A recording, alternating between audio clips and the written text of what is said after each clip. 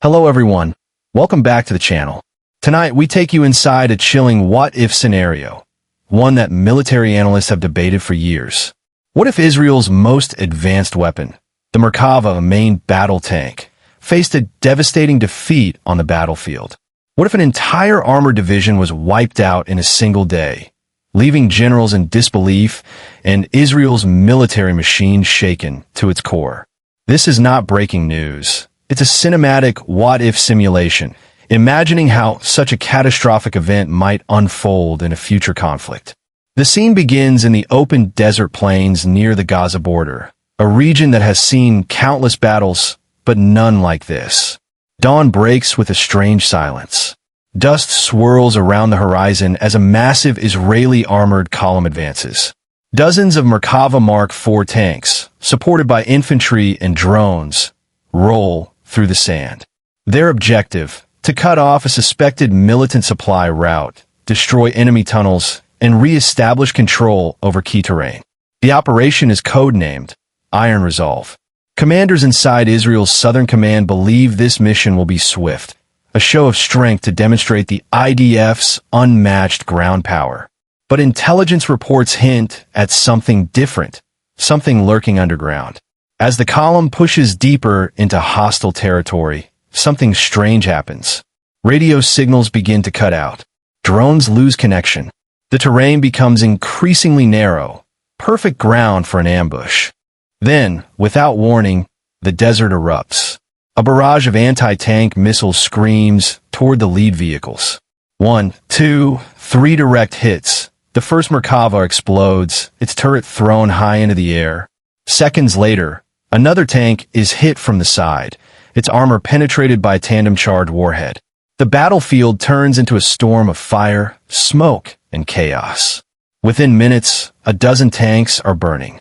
Israeli commanders shout into radios, try to regain control, but the network is jammed. Militants armed with modern anti-tank guided missiles, weapons believed to be smuggled from Iran, are striking from hidden positions, perfectly coordinated.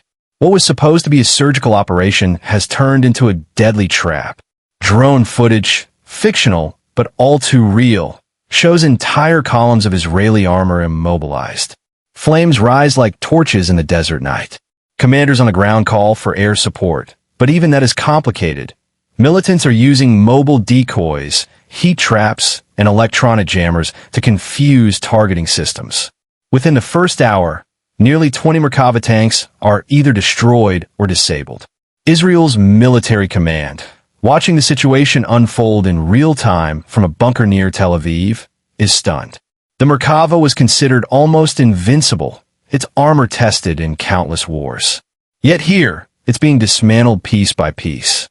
This hypothetical scenario would be a psychological and strategic earthquake. The Merkava isn't just a tank.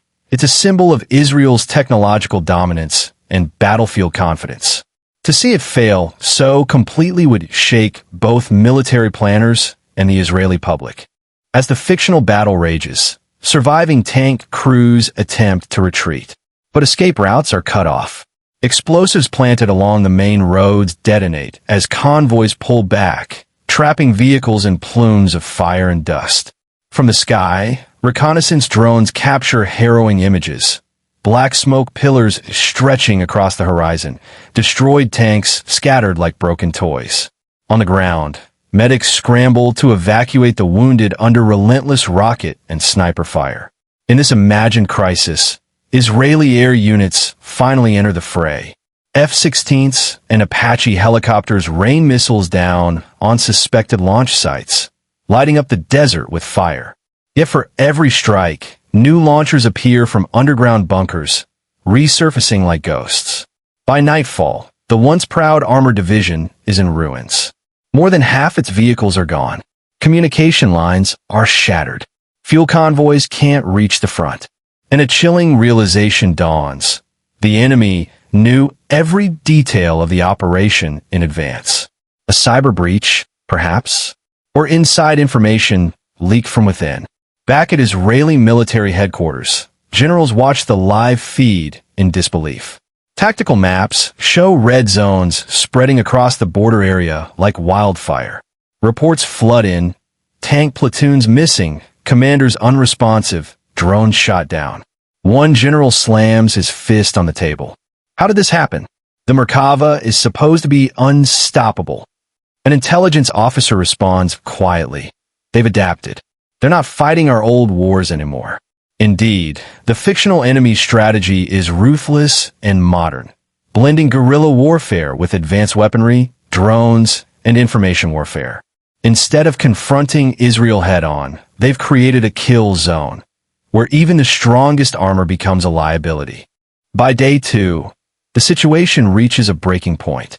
International media outlets broadcast the footage of burning tanks. Global reactions pour in. Some condemn the fictional ambush as a war crime.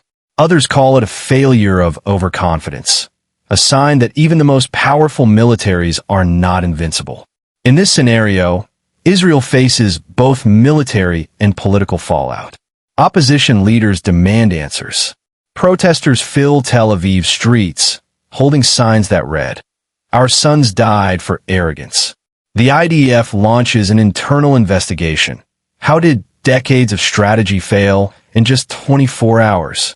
Experts point to complacency, underestimating the adaptability of the enemy, and relying too heavily on technology rather than terrain knowledge and human intelligence.